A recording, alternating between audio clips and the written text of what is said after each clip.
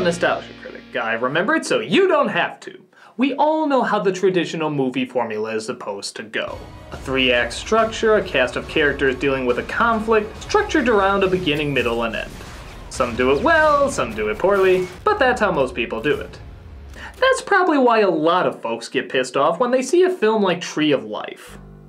Yeah, there's characters and even some conflicts, but the story is backwards, frontwards, sideways, and sometimes just abandoned altogether for pretty pictures and even a dinosaur. Yeah, a dinosaur is in a story about family dilemmas, if that's even what this film is about. As you'd imagine, people were pretty split. Some say it was a pretentious handjob to itself, while others say it's a beautiful representation of life.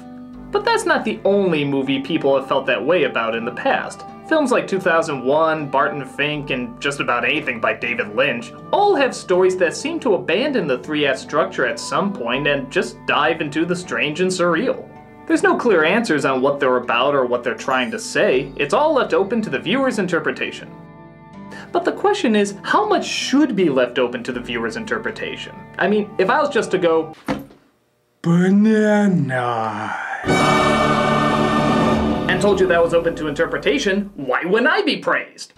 Why doesn't anybody who does anything get hailed as a genius because they say they're just leaving it open to interpretation? Well, let's take it in baby steps. We know the 3-act structure we stated before, but not every movie is going to have the exact same one. There has to be variation, obviously, on character, story, and so on, if the film is going to be remembered or worth anything.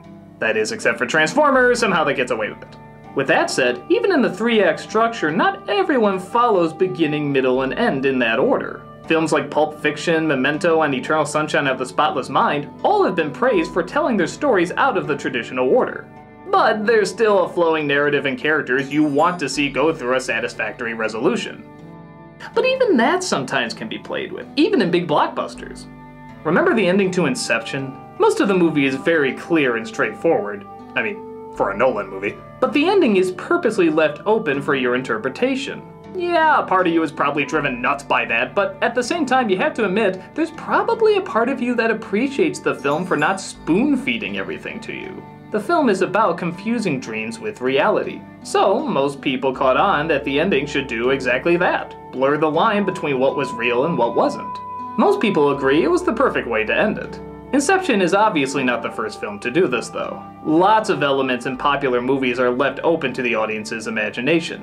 What's in the briefcase in Pulp Fiction? What did Bill Murray say at the end of Lost in Translation? Lots of people are satisfied that the movie challenges them to fill in the blanks on their own. They like that a certain part can mean whatever you want it to mean, and thus make it your own unique movie different from anybody else's. Whatever you hear Bill Murray whisper to Scarlett Johansson is always going to be different from what another person hears.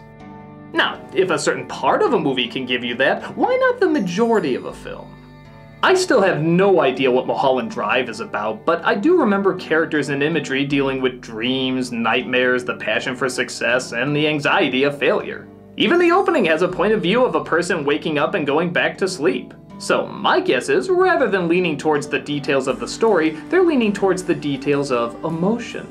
The Wizard of Oz is not a very logical story. There's lots of things we realize when we grow up that don't make sense about it. But we follow it because the emotions are so strong. We fear for Dorothy, we're happy with her. We're on board with every emotion she's feeling, even if the story doesn't always add up. I did a video a long time ago on when it's right to nitpick. And I said that every film is an illusion and at some point, something's not going to make sense with it. Just like any illusion in life.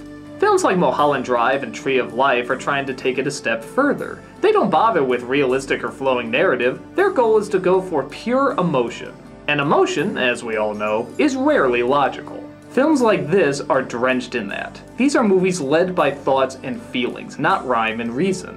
They're trying to take that emotional abstractness in the ending of Inception and stretch it out to be the main focus. But with that said, when is it done right and when is it done wrong? A lot of people were pissed off at the ending of TV shows like Sopranos and Lost, and without giving away too much, let's just say they didn't answer a lot of questions raised. Now, why would that not work here and yet work in something like Pulp Fiction, where we didn't get all the answers either? Part of it is the two shows are mostly about getting answers. Sopranos focused on battle plans and strategies, Lost focused on constantly figuring out a mystery. While both had abstract moments, they clearly weren't the focus of the show. The characters want to know what's going on. That is their goal. So, it also becomes our goal. Therefore, as the show gets closer and closer to telling us what's gonna happen to them or what has been happening to them, we get pretty angry when we're told we're not supposed to know the answer. In Pulp Fiction, however, they know what's in the briefcase, so we don't need to. In Lost in Translation, they know what Bill Murray said, so we don't need to. In these shows, they don't know what happened, so by God, one of us needs to know what happened. Either the audience or the characters. That's what they were focusing on throughout the majority of the series. It's emotionally unfulfilling because we just feel frustration, and that wasn't either of the show's purpose. They were supposed to be satisfying endings that promised a lot but delivered little. There's an abstract film called Jerry, directed by Gus Van Sant, which most people despise, and honestly, I don't entirely blame them. It's two guys walking in the desert, and that's it. There's nothing special about the desert, it's not shot in a particular way. It's just two guys walking in a very ordinary looking desert.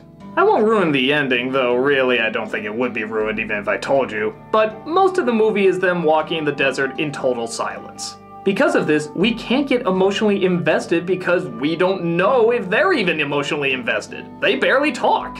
In something like Waiting for Godot, they mostly speak nonsense, but what they're feeling is always in plain sight. Here, you can't grasp onto anything, so very few got into whatever the film's intention was. If a film is supposed to make an emotional connection with you, there better be some goddamn emotion in it. But while some films can piss you off and always leave you pissed off, others can actually get better the more you think about it. You know the phrase, you have to see it twice in order to fully get it? Well, sometimes that is actually true. Like take for example Charlie Kaufman's New York. When I first saw this film, it pissed me off.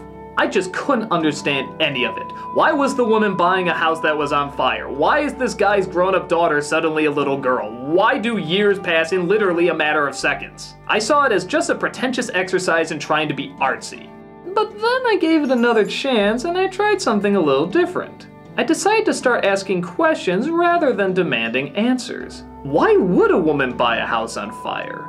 As I thought about it, it reminded me of some people I knew in my life who would go into a bad situation even though they knew it was going to be bad. I think a lot of us have known people like that. Why was his grown-up daughter a child sometimes? And I thought about the phrase that most fathers say to their daughters where they'll always see them as daddy's little girl. Well, maybe the movie's indicating that's how he literally still sees her. And why did he confuse just a few minutes ago for actually a few years ago? I think most of us have had a moment where you thought something that happened recently actually happened a long time ago. And as you get older, time seems to fly by faster.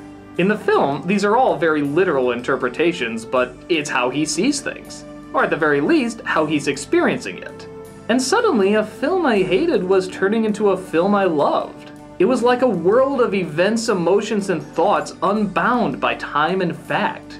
By taking those two elements away, I actually found I kind of understood them more. It's doing something totally different and looking at cinema from a completely new point of view. Experimenting, not feeling chained by the three-act structure.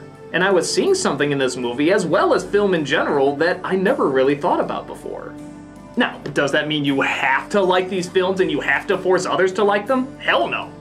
You can hate them all you want. Maybe Avengers gave you the most emotional journey you ever had with a film. It's totally possible. Everyone is going to have their own reaction to a movie, but when you look at an abstract movie and say it makes no sense, it's no different than when a person comes up to you and says, "You just didn't get it." Yeah, don't you hate those? The jerk-offs who always say, "I don't get it, so it must be dumb," or some fop that says you're not smart enough to understand it. Fuck both those twats. Everyone finds meaning in different places in different ways. If you don't find that with a film like Tree of Life, it's totally understandable. Maybe you need something to connect more to real life. After all, that's what you're living, isn't it? The facts of reality are so strange and out there, why would you want to understand anything else? This is hard enough. But on the other hand, someone else can look at it and see the patterns of life, the passage of time, how both gigantic and insignificant man can truly be. But with that said, maybe someone can see the exact same qualities in a more concrete film. It's just different roads to the same experience. But the great thing about film is that there is no one book that says every story has to be like this or every character has to have a certain arc. Film doesn't have to be a straightforward narrative, it can be an altogether new experience. It can challenge you in different ways you didn't even know you could be challenged in. When the structure, ingenuity, and clever building of a film is there, chances are you'll feel it. And when it's half-assed and not much thought is put into it, chances are you won't feel it.